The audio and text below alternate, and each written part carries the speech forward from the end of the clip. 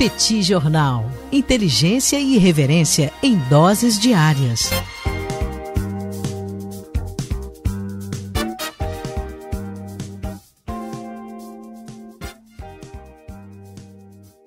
Olá, gente. Bem-vindos a mais um bate-papo do Petit Jornal. Bate-papo 249. Eu que sempre lembro da numeração do bate-papo.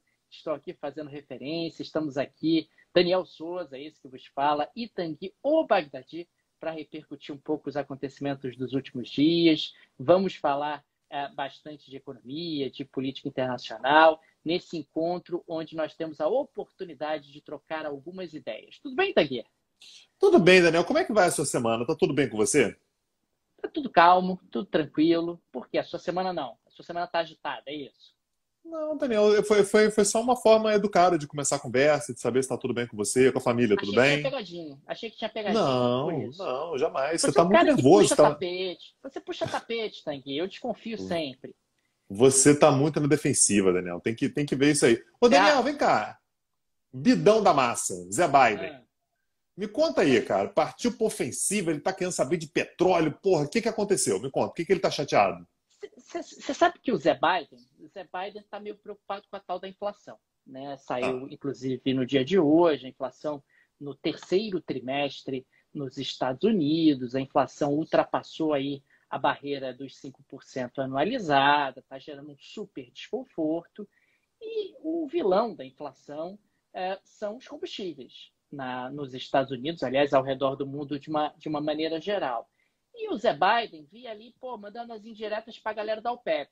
E a galera da OPEP fingindo que não era com ela. Pô, galera da OPEP, vocês poderiam aí estar aumentando a produção de petróleo, o barril de petróleo custa subiu nada. muito rapidamente. Custa nada dar uma cooperada com o planeta que está aí num processo de recuperação.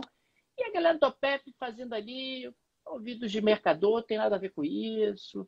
Pô, perdi muito dinheiro na tal da pandemia, acho que agora é minha vez, é a vez de eu recuperar um pouco os meus ganhos. E aí Zé Biden falou, então vou agir. Então vou agir porque aqui é Estados Unidos, aqui é diferente. Aí ligou para o Xi Jinping, ligou lá para o Modi da Índia, ligou também lá para o rapaz do Japão que tá no governo temporário agora, que é o estagiário que está lá tocando o governo do Japão, e falaram, olha, gente, vamos pegar as nossas reservas estratégicas e vamos jogar no mercado. Vamos jogar no mercado, porque a gente tem reservas estratégicas, a gente tem petróleo guardado. E ao Tem que fazer isso, confiar. o petróleo vai desabar, né? E o Zé Biden veio, anunciou, vou colocar aí 50 milhões de barris para jogo. O Xi Jinping também fez lá o anúncio dele. Rapaz, eu sei que o mercado olhou para isso e falou, mas é só isso, gente? É só isso que vocês têm para oferecer? Essa miserinha que vocês têm para oferecer ao mercado de petróleo? E aí, Tanguy, o petróleo, que tinha até tinha caído um pouquinho em função dessa expectativa de uma ação coordenada dos maiores consumidores do planeta, acabou invertendo e voltou a subir. Então, o Zé Biden está precisando de um amigo, Tanguy, é isso que eu quero dizer, está precisando de um amigo, porque a coisa nos Estados Unidos, a economia americana está um pouco desorganizada, principalmente por conta da questão da inflação, e ele veio, encheu o peito, falou, é comigo, vou resolver, e o tiro saiu pela culatra. Pô, Pelo Daniel, menos mas até agora. junta Estados Unidos e China e não resolve, porra, tinha que ter Mas calculado por isso quê? melhor, né, Daniel? Ô, Tanguy, por quê? Porque eles ofereceram uma quantidade de barris pequena e vieram com papo, não, mas olha só, a gente está colocando, mas depois tem que recuperar os barris para reserva. Porra, aí não, irmão. Porra, aí não. É para colocar para jogo, é para colocar para jogo. Não pode botar aquele hedge e dizer, não, mas depois tem que trazer os barris de volta, porque isso é reserva estratégica. Vai saber, né? A gente tem que ter petróleo guardado. Eu fico imaginando o Mohammed bin Salman, lá da Arábia Saudita, morrendo de rir desse papo dele, É né? Porra, isso. vai trazer de volta, cara. Que criançada, né? Que molecada. Para lidar com o petróleo tem que saber. Aí, por que ele fez isso? Ele ligou para o Xi Jinping e ligou para o Modi. Ele ligou para o Putin. O Putin Ah, sabe como não. é que Putin faz. não Em ligou. termos de Putin não ligou, petróleo, cara. pois é, tivesse Mas ligado para o Putin tinha dado a real. parece que o Putin está do outro lado do balcão. Ele está do lado dos vendedores e não dos compradores. Então, sei lá, né, cara? O Putin talvez esteja com interesse e esteja achando. Eu lembro quando, há uns 2 meses atrás, o Putin disse: vou resolver, vou aumentar a produção. E o povo está esperando aí. Está esperando que o Putin falou que vai aumentar a produção, que ia resolver, e até agora não aconteceu. Pois é. Daniel, queria puxar um assunto aqui que acabou sendo, né, muito noticiado ao longo dos últimos dias, principalmente por causa da entrevista do Lula, né? Que apareceu falando da Nicarágua, tinha um recorte ali de uma entrevista dele e tal. E eu acho importante, assim, já que foi um tema muito comentado, saber o que está acontecendo na Nicarágua. No início desse mês agora, Daniel, a gente teve uma nova eleição na Nicarágua, que reelegeu, né, o Daniel Ortega. Só para a gente lembrar, o Daniel Ortega, não é a primeira vez que ele é presidente, ele foi presidente um pouco depois da Revolução. Então ele foi presidente entre 1979 e 90, passou 11 anos no poder. Revolução Sandinista, né? Lá atrás. Revolução Sandinista, isso, lá na década de 70. Então permaneceu na presidência entre 1979 e 1990, saiu da presidência e voltou a ser presidente no ano de 2007. Desde então, ele foi reeleito sucessivas vezes, fez aquelas reformas marotas para poder se perpetuar no poder e tal, e foi se mantendo no poder num governo que atualmente é uma ditadura desbragada, não tem qualquer tipo de dúvida com relação a isso, a ponto de a vice-presidente ser a mulher dele, né? Então, assim, o poder de fato em família. Então, a chamada chapa Ortelo Murillo, né? Já que a mulher dele é a Rosário Murillo. Assim, ele foi reeleito, né, numa eleição completamente, assim, sem nenhum tipo de competitividade. Afinal de contas, mais de 40 opositores foram presos exatamente perto da eleição. Então, assim, todo mundo que poderia ser, de repente, competitivo, não sei o quê, era preso por aquelas acusações que a gente já conhece, traição da pátria, busca por desestabilizar o país e tal. E nos últimos 2 dias, a gente teve um assunto que chamou ainda mais atenção na Nicarágua, que não é pouca coisa, porque foi preso um senhor chamado Edgar Parales. É um ex-padre, um ex-embaixador nicaragüense, e é um dos poucos que se manteve na oposição no país. Ele já foi, inclusive, um aliado do sandinismo. Tem deixado o país, é isso.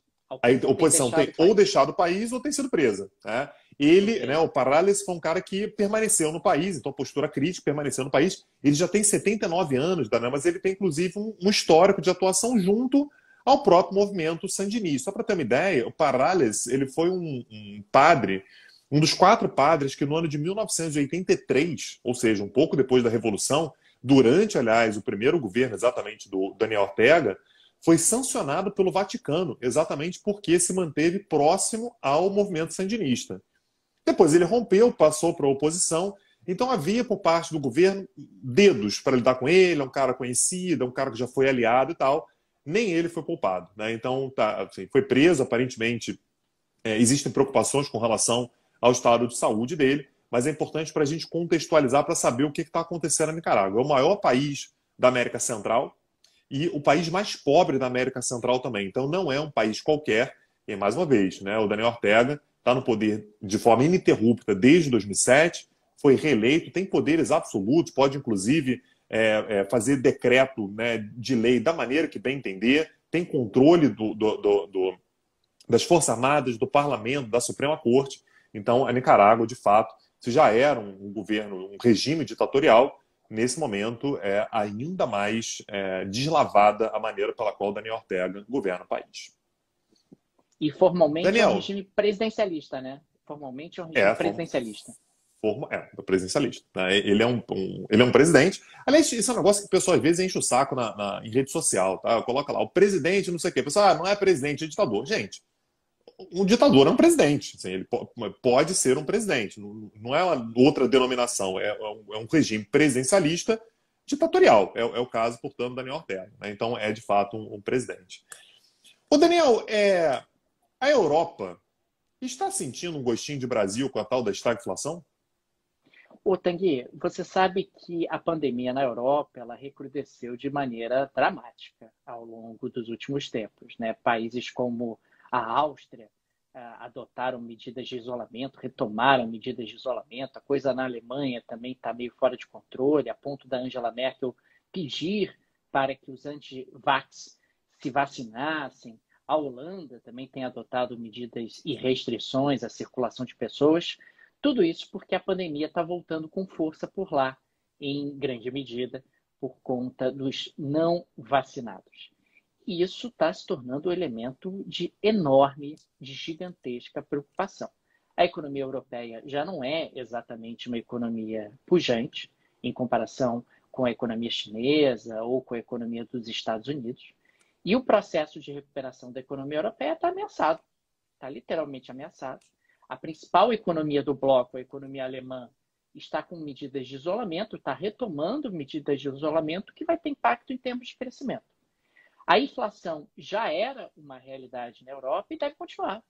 Afinal, a gente está falando de um petróleo caro, a gente está falando de medidas de estímulo que foram concedidas, de um juro barato, de gastos governamentais que foram expandidos, e tudo indica que a oferta não vai acompanhar. Quer dizer, vai ter muita demanda, vai ter pouca oferta. Você já tem um choque de oferta por causa do petróleo, com outros elementos de pressão de demanda associados. Então, o grande risco da Europa para 2022 é começar a vivenciar estagflação, pelo menos na parte inicial do ano. Você deixa de ter crescimento, a economia vai estagnar e a inflação continua. O que é o pior cenário macroeconômico, né? Um cenário macroeconômico muito ruim, o que tende a aumentar tensões sociais, o que tende a trazer aí uma série de problemas por conta da questão da pandemia. De novo, a pandemia reaparecendo com força na Europa e trazendo enormes preocupações do ponto de vista econômico. Então, é algo que merece a nossa atenção e que vai continuar no nosso radar ao longo dos próximos tempos. Ô, Daniel, mas se a Europa quiser dar uma ligada pra gente, porra, a gente dá para o caminho das pedras, cara, porque estagflação é terça-feira aqui no Brasil que chama, né? É isso mesmo. O Brasil costuma ter estagflação com alguma frequência. Aliás, mais do que isso, o Brasil consegue ter recessão aguda com inflação subindo.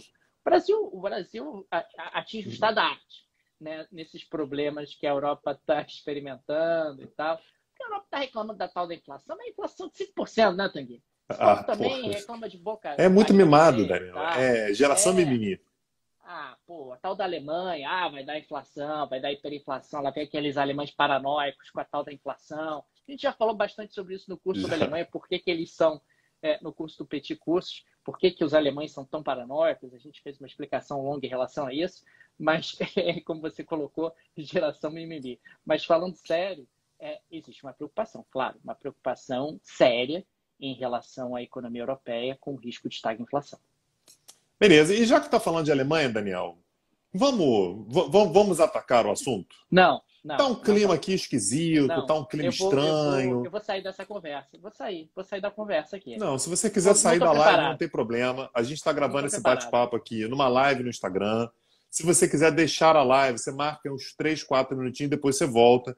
Mas o assunto ele tem que ser abordado, Daniel. Você não pode mudar a pauta, o assunto, nos assuntos mais importantes do momento. Olaf Scholz será, de fato, o novo chanceler da Alemanha. Angela Merkel já está com o livrinho dela debaixo do braço, o chapeuzinho de pegar sol, né, de tiazinha, porque ela vai para a praia, ela vai curtir a vida dela e ela não quer mais saber de você. Né? Na Grécia que ela vai? Não sei, na Grécia eu não sei se ela vai ser bem-vinda, né? Não sei, cara. Se de repente ela chegar na Grécia, você vai ter exatamente aquela recepção calorosa que eu acho que ela está esperando. Se bem que assim, a alemã também, a recepção calorosa pode até ser demais. Então talvez a Grécia seja até um destino. Mas assim, só para dar a pauta, né? Hoje a gente está gravando, mais uma vez, né? A gente está gravando esse bate-papo aqui na quarta-feira à noite.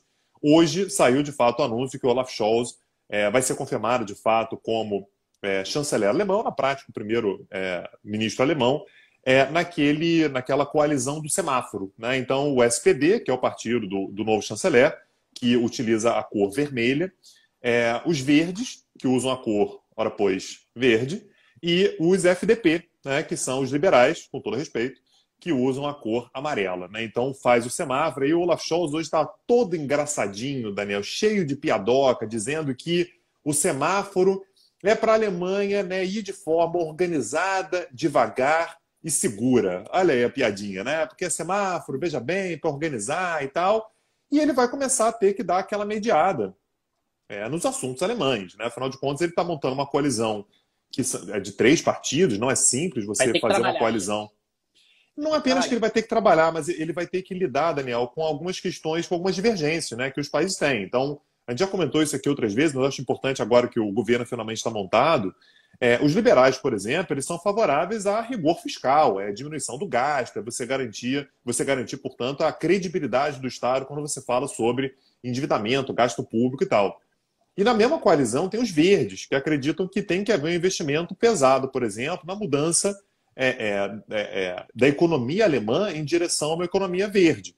Então isso envolve gastos. E o Olaf Scholz ele vai ser exatamente o juiz, né? Assim, ele vai ter que arbitrar nessa questão. Me parece que ele tem uma posição tradicionalmente até mais perto dos liberais, né? Nessa questão da organização e tal, mas o partido dele também é sensível à questão ambiental. Então esse vai ser o trabalho do Olaf Scholz, que vai ser de mediar os dois partidos minoritários da gestão dele.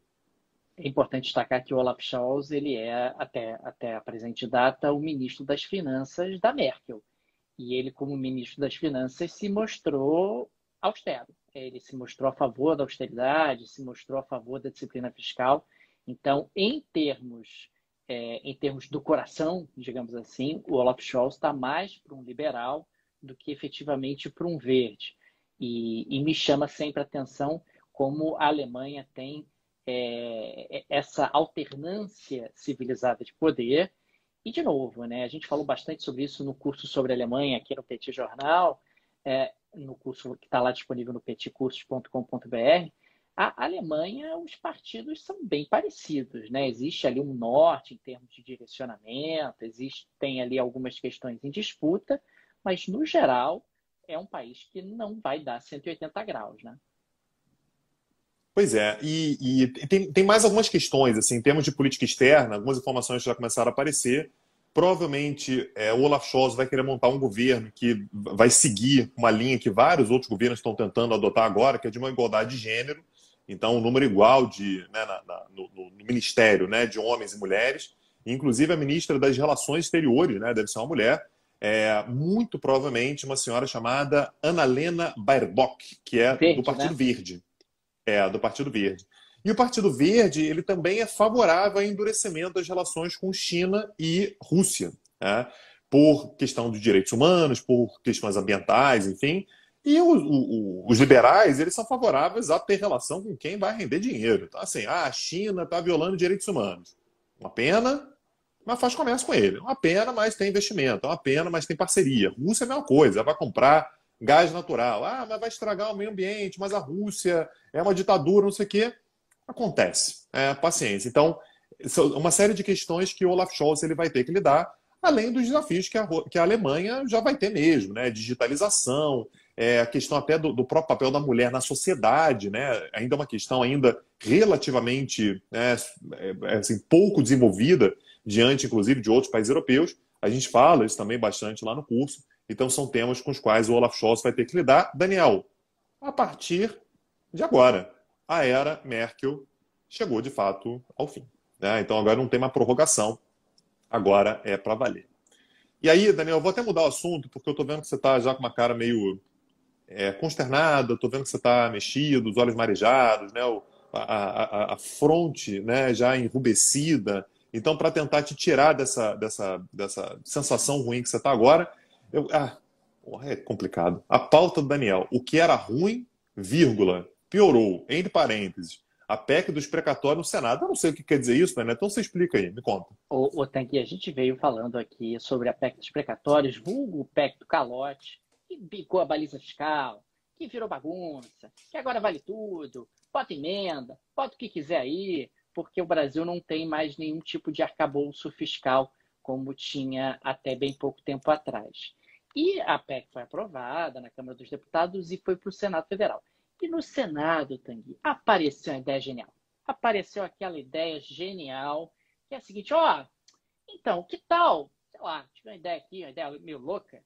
Tá vendo esse programa social que a gente está querendo lançar, o Auxílio Brasil? E se a gente puder autorizar despesas com o Auxílio Brasil sem ter fonte de receita? Sei lá. Eu acho prudente. Acho que a gente podia fazer isso, até porque esse negócio aí de, tem que criar despesa, ao criar despesa tem que dizer de onde vem o dinheiro. Isso é muito desagradável. Tem que ser muito desagradável. Né? é algo que atrapalha, sabe? Atrapalha. É um preciosismo também que é desnecessário. Não, e assim, problema. eleição chegando, né? Assim, esse preciosismo. Porra, ano quase eleitoral. Ah, não, não dá não, Daniel. Então eles estão certos. E diante desse quadro de incerteza, o que acaba acontecendo na prática é que a taxa de juros fica mais alta, que o câmbio acaba ficando pressionado, isso tem impactos em termos de expectativas econômicas que se deterioram e o quadro econômico brasileiro fica cada vez mais desorganizado. Então, esse é mais um elemento que a gente tem que se preocupar daqui para frente. A gente já estava preocupado e agora tende a se preocupar cada vez mais. Ô, Daniel, vamos falar um pouquinho sobre Colômbia? Colômbia voltou para o noticiário. Eu estava lembrando esses dias, Daniel, que a gente começou o Petit Jornal em junho de 2016. Começou o Petit Jornal, pum, Brexit. Passou um pouquinho mais, algumas semaninhas a mais, tentativa de golpe na Turquia. Tá lembrando disso? Fechou, derrubaram a internet. Né? E isso acusaram a gente de estar envolvido. Ah, vocês estão bagunçando o planeta para promover o Petit Jornal e tal. Pô, pois é. Acusação falsa, né? Obviamente. E mais ou menos na mesma época, também assim que o Petit Jornal começou, teve aquele plebiscito na Colômbia. Tá lembrando que o Juan Manuel Santos fez acordo com as Farc, não sei o quê, consultou. E aí, a população, vamos assinar um acordo de paz. E a população disse que não. E aí ele fez o quê? Vou fazer mesmo assim. Vou fazer mesmo assim. A paz acima de tudo. Eu perguntei se eles votaram errado e eu vou seguir mesmo assim e vai ter acordo de paz, sim, senhor. E está completando 5 anos agora. Né? Então, junto com os 5 anos do Petit Jornal, que a gente falou bastante no início do ano, está completando 5 anos. E aí os Estados Unidos estão se preparando. Isso é coisa, Daniel, para os próximos dias, tá? Agora, final de novembro e início de dezembro, os Estados Unidos muito provavelmente vão retirar as Farc da lista de entidades ou de organizações terroristas internacionais. Essa é uma medida, Daniel, que tem por objetivo principalmente permitir que os Estados Unidos trabalhem junto a integrantes das Farc. Até agora, como as Farc são uma organização terrorista internacional, ninguém ligado ao governo dos Estados Unidos pode cooperar, pode dialogar, pode fazer negócio, pode fazer qualquer tipo de programa público junto ao pessoal das Farc. E agora, com essa retirada, vai poder. Lembrando, isso não significa que 5 anos depois a situação na Colômbia seja absolutamente tranquila. O momento agora, na verdade, pelo contrário, é de ascensão da violência. Peguei até alguns dados aqui, Daniel. Existem hoje na Colômbia, a gente está falando de 2021, 5 anos depois do Acordo de Paz, 90 grupos armados na Colômbia que mobilizam cerca de 10 mil membros ativos em 90 grupos armados na Colômbia. A metade disso, mais ou menos, então cerca de 5 mil, são de grupos que são dissidentes das Farc. Esses vão continuar como grupos terroristas internacionais, segundo na visão norte-americana. As Farc, portanto, que hoje são um partido político, mas as dissidências das Farc estão nessa lista. Enfim, é uma maneira que os Estados Unidos, inclusive, de lidar com esse momento que a Colômbia está vivendo, das Farc como um grupo político, mas a dissidência das Farc, né, no momento de alta da violência, de aumento das tensões, de conflitos. A gente continua tendo a produção de drogas em alta na Colômbia, exploração ilegal de ouro, contrabando. Então, a situação na Colômbia não é uma situação fácil, mas a boa notícia é que, pouco a pouco, as Farc elas vão sendo integradas, normalizadas, partido político, há um desarmamento, né, já muito bem encaminhado, que eu considero assim, observado, inclusive, pela ONU, e as Farc, nesse momento, elas aparentemente deixam de ser um problema para a segurança colombiana, inclusive reconhecido pelos próprios Estados Unidos da América. Então, no fim das contas, né, a gente falou sobre o acordo de paz, que foi aprovado, mas não foi chancelado pela população. Aparentemente, pelo menos um resultado importante teve. As Farc já foram o maior problema para a segurança colombiana. Nesse momento, as Farc elas estão progressivamente sendo integradas na política e na sociedade da Colômbia. Agora, o problema ainda não está resolvido, né? Você tem outros grupos armados, você tem elementos de instabilidade, como você bem colocou há pouco, né? Quer dizer, o problema da Colômbia não está resolvido. Quer dizer, o problema das Farc vai sendo progressivamente equacionado, mas o problema dos grupos paramilitares, da violência, das drogas, ainda é algo que não está totalmente resolvido. O que os Estados Unidos consideram, Daniel, é que é um passo de cada vez, né? Então, essa é a mensagem que eles passam. Nunca se teve realmente a expectativa de que um acordo de paz ia resolver tudo ao mesmo tempo. Mas você começa a dar um recado. A partir do momento em que você tem as Farc sendo integradas, voltando a dialogar com os Estados Unidos, podendo eventualmente ter um diálogo mais aprofundado, cooperação e tal, você está dando um recado também para os grupos que não se desmobilizaram, que eles continuam numa lista que vai continuar sendo punida, que continua tendo uma série de restrições, que não vai ter diálogo, que não vai ter acesso a qualquer tipo de financiamento, continua na prática na ilegalidade. Então, é como se um passo fosse dado, lembrando, até pouco tempo atrás, as Farc eram disparado o maior grupo militar, paramilitar da Colômbia. Nesse momento, já é um grupo que é um partido político que tem, portanto, uma aceitação dentro da sociedade colombiana. Claro que ainda há muita resistência, né, de diversos setores, principalmente setores mais conservadores, mas há pelo menos uma possibilidade desse diálogo acontecer daqui para frente. Vamos deixar aquele agradecimento, Daniel, para os nossos apoiadores, para os nossos ouvintes. Vai lá, Daniel, eu sei que você está com cara de gratidão. Vai, solta aí. Gente, fica aqui o nosso enorme agradecimento aos apoiadores do Petit Jornal. Sem vocês, esse projeto não estaria de pé, ele não seguiria. Vocês efetivamente são fundamentais, são os nossos patrocinadores. Então, se você é patrocinador do Petit Jornal, sinta-se abraçado. E se você ainda não é, fica o convite para se tornar lá no site do podcast, petitjornal.com.br. Tem uma seção Apoie o Petit, com todos os direcionamentos para você se tornar nosso apoiador, seja você residente no Brasil ou no exterior. Fica também o convite para ouvir o Petit Jornal no aplicativo da Aurelo. A Aurelo, que é a plataforma que remunera os produtores de podcast. E divulguem o Petit Jornal, esse projeto que é muito importante para nós e que tem se tornado algo extremamente prazeroso, mas também trabalhoso ao longo desses últimos anos. E lembrando, Daniel, que quem se tornar apoiador do Petit Jornal lá na Aurelo tem acesso a conteúdo extra, né? A gente tem produzido conteúdo somente para os nossos apoiadores. Então a gente manteve o compromisso de manter o podcast da maneira como sempre foi, com a mesma quantidade de colunas, tudo aberto, gratuito, como sempre foi. Mas se você é nosso apoiador, tem um agrado lá para você. Tem uma coluna semanal só para os nossos apoiadores, uma coluna extra semanal somente para os nossos apoiadores. Isso também vale para os apoiadores no exterior que patrocinam através do Patreon. Pois é. E aí, deixamos aqui também o nosso convite para vocês conhecerem. Se você gosta do Petit Jornal, se interessa pelo projeto e tudo, nós temos um outro projeto paralelo do Petit Jornal chamado Petit Cursos. Está lá em www.petitcursos.com.br. E o Petit Curso agora é streaming. Eu nunca imaginei que ia falar isso, Daniel. O Petit Curso agora é streaming. Então, se você entra num curso do Petit Jornal, você, ao longo do período no qual você está inscrito, você tem acesso não apenas às aulas ao vivo, que estão acontecendo toda semana, nesse momento, aliás, um curso sobre a Turquia, como você passa a ter acesso também a todas as aulas, todos os cursos que o Petit Jornal já deu em algum momento ao longo dos últimos 2 anos, quase 2 anos, né? 1 ano e 8 meses. Então são aí, nem sei quantos cursos mais são, Daniel, 15 cursos já. Você tem acesso a todas as aulas que o Petit Jornal já ofereceu. Então entra lá, www.petitcursos.com.br. E entra logo, porque o Tanguy é contra as ideias de streaming. Eu fiz a revelia dele e está bem molezinha, está bem favorável. E ele, todos os dias, ele reclama comigo e promete que vai acabar com essa moleza mais cedo ou mais tarde.